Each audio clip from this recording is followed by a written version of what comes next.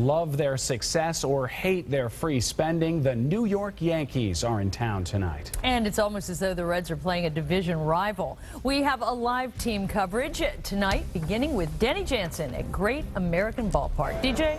Carolyn Brendan, this year marks the 50th anniversary of the Cincinnati Reds' 1961 National League Championship, which was spoiled by the New York Yankees 4-1 in the World Series.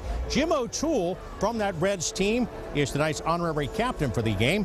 As for Cincinnati's scheduled pitcher Johnny Cueto, well, he was a late scratch. He has a stiff neck, it seems. So Travis Wood starts versus Ivanova. Either way, it's the Reds and Yankees at 7:10. Well, I mean, we're not going to change our approach to anything. They're just another quality team that we're going to be facing here shortly, and hopefully we can give them our best effort and win some games.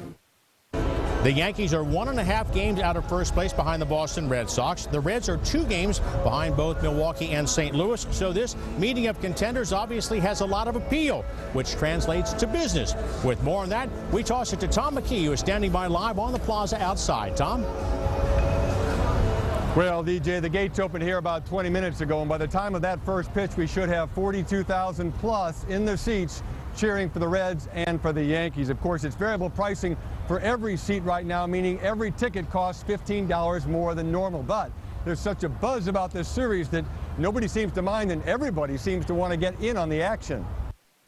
Tom Brady was among the hundreds of lucky fans scoring tickets from 333 seat Monday to see the Reds-Yankees game. I had to see the Yankees, a lot of history. Love going down to Reds games. Taking Dad as part of Father's Day. 5 out of every 6 callers to the ticket broker this weekend inquired about the price for Yankees games seats. They range from just a few dollars less than face value up to as much as a few hundred for some of the better locations like Diamonds and Clubs. At the Reds ticket office, the price was $15 more per seat due to variable seat pricing for big series. I'm a Reds fan, except when they play the Yankees. Bill Beal of Anderson Township is a Cincinnatian at heart most of the time. Game 1 won't be one of those occasions. I watched the Yankees play when I was a young boy and saw the great DiMaggio. That was enough, and I've been a Yankee fan ever since. Brian Young and his son Drew drove 2 hours from Parker City, Indiana to see the Yankees, and they're very familiar with the team. Derek Jeter, Alex Rodriguez, Mark Teixeira, Robinson Cano, Curtis Granderson, and Jorge Posada, and all those other plays. The Reds Hall of Fame has gotten into the act with the display of the 1961 Reds-Yankees World Series, which the Yankees won 4-1. 1961 was a team that nobody thought could do a whole lot for the Reds.